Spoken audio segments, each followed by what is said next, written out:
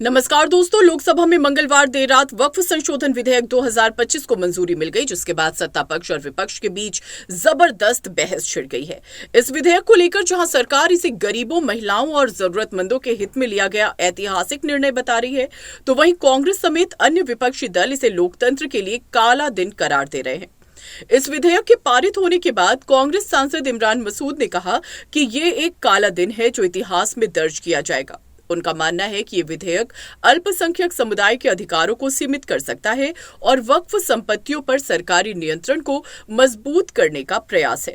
देखिए, काला दिन है, ये इतिहास में लिखा जाएगा।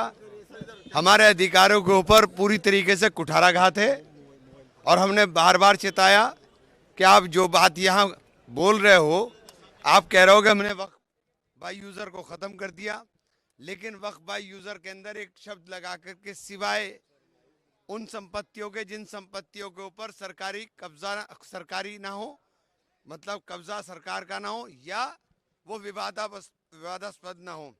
और उसके लिए सबसे बड़ा उदाहरण उत्तर प्रदेश है।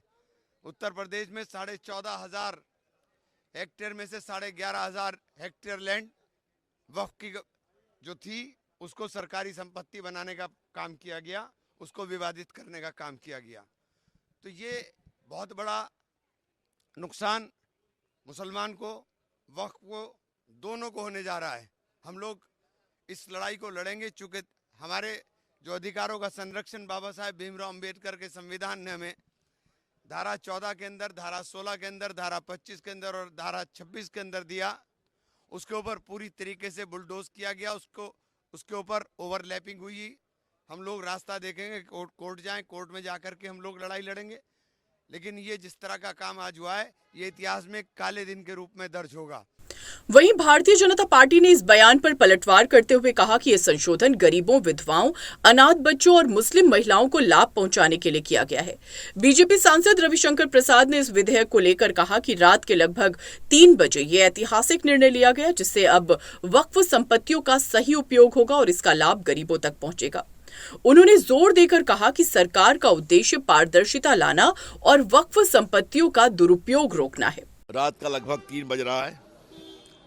हमें संतोष है कि ऐतिहासिक निर्णय हुआ है, वक्फ बिल पारित हो गया है और मणिपुर के राष्ट्रपति शासन का अनुमोदन भी हो गया है। बड़ा सवाल यह है कि वक्फ की संपत्ति जनता के उपयोग में आएगी या कुछ के उपयोग में आएगी। आज के संशोधन से ये गरीब, बेवा, अनाथ बच्चे, महिलाएं, बाकी सबों के लिए इसका उपयोग होगा। ये मैंने सवाल किया था और आज आपके सामने कर रहा हूँ। लाखों संपत्ति है, एक यूनिवर्सिटी आई, एक मेडिकल कॉलेज आया क्या, एक स्कूल खुला, एक स्किल सेंटर खुला क्या? क्यों? तो ये जो मुतवल्ली जो सिर्फ मैनेजर होते हैं, कैसे मैनेज कर रहे थे? सच्चर कमेटी ने ही कहा कि कितनी कमाई घटती है वक्त की, तो अब बढ़ेगी और एक नया रास्ता खुलेगा और पसमानदा मुसलमान, गरीब मुसलमान, पिछड़े मुसलमान, जिनकी कोई चिंता नहीं होती थी, वो चिंता की जाएगी। सर, मणिपुर को लेकर गृह मंत्री ने विधिवत जानकारी, धन्यवाद, तो हो गया, अच्छा है, चलो। राहुल चले गए थे, मणिपुर पर चर्चा हो रही थी। वो कितने गंभीर है बताने की जरूरत है क्या आपको? विधेयक को तैयार करने में संयुक्त संसदीय समिति जेपीसी के अध्यक्ष जगदम्बिका पाल की महत्वपूर्ण भूमिका रही। उन्होंने बताया कि पिछले 6 महीनों में 38 बैठकें आयोजित की गई, जिसमें 25 राज्यों के अधिकारियों और इस्लामिक विशेषज्ञों से चर्चा की गई। इस प्रक्रिया के बाद 428 पन्नों की एक विस्तृत रिपोर्ट तैयार की गई, जिसे सरकार ने पूर्ण रूप से स्वीकार कर लिया। उन्होंने इसे संसदीय लोकतंत्र की जीत बताया और कहा कि जब किसी सर्वदलीय जेपीसी रिपोर्ट को सरकार और लोकसभा अध्यक्ष द्वारा स्वीकार किया जाता है, तो ये लोकतंत्र की असली ताकत को दर्शाता है। मुझे इस बात की प्रसन्नता है कि हमने पिछले 6 महीने में 38 बैठकें किया और हमने पूरे देश के तमाम राज्यों में गए। जिस तरह से 25 राज्यों के ऑफिशियल्स को बुलाया, पूरे देश के स्टेक होल्डर्स के साथ मिले, चाहे all India Muslim personal law board हो, चाहे जमीयत उलमा हो, चाहे इस्लामिक स्कॉलर हो, वाइस चांसलर हो, फार्मर जजेज हो, और जो मेहनत करके हमने सभी जेपीसी सदस्यों के साथ एक रिपोर्ट तैयार की 428 पेज की। उस रिपोर्ट में जो भी हमने रिकमेंडेशंस किया, जो भी हमने अमेंडमेंट्स किया, सरकार ने पूरी तरह से उसको स्वीकार किया है। तो अपने आप में ये एक जेपीसी की रिपोर्ट नहीं स्वीकार हुई। ये आज भारत की पार्लियामेंट ने एक पार्लियामेंट्री डेमोक्रेसी में सरकार स्पीकर के द्वारा बनाए गए आल पार्टी की जेपीसी की रिपोर्ट को स्वीकार करना, मतलब ये रियल पार्लियामेंट्री डेमोक्रेसी है। तो मुझे तो बहुत संतोष है आज, और मुझे लगता है कि इसके बाद भी अगर विपक्ष ये कह रहा है कि काला दिन है, तो ये काला दिन उनके लिए हो सकता है।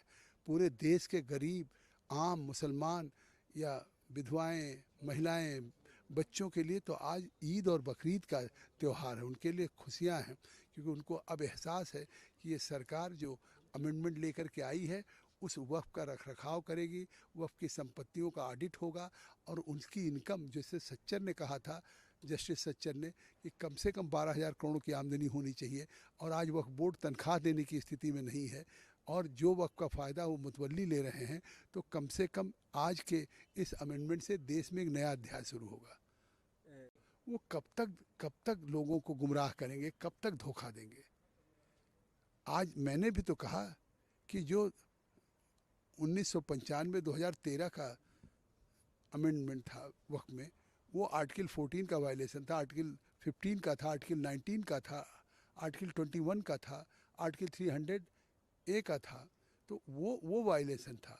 और अगर वो वायलेशन हुआ है तो मैं सोच सकते हैं कि उस में आज एक अमेंडमेंट करके सरकार ने एक संवैधानिक स्वरूप किया है।